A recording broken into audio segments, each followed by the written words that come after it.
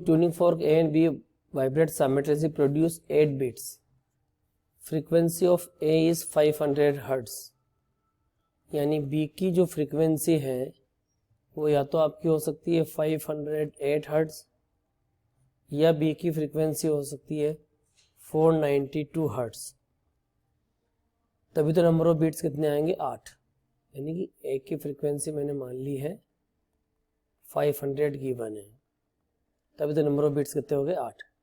It is seen that if wax is attached to one arm of the A पे wax लगा, ए भारी हो गया तो उसकी फ्रीक्वेंसी कितनी होगी 499 होगी, या और कम होगी फ्रीक्वेंसी 498 होगी, या और कम होगी फ्रीक्वेंसी 496 होगी, या और कम होगी फ्रीक्वेंसी 496 होगी।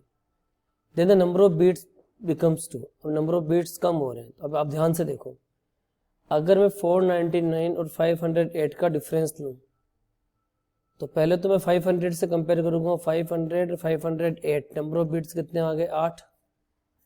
अब 499 और 508 का डिफरेंस हो तो नंबर ऑफ बीट्स कितने हो गए 9।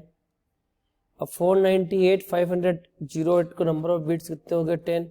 तो ये तो बढ़ते ही जा रहे हैं, कम नहीं हो रहे, जबकि नंबर ऑफ बीट्स तो 2 होने चाहिए।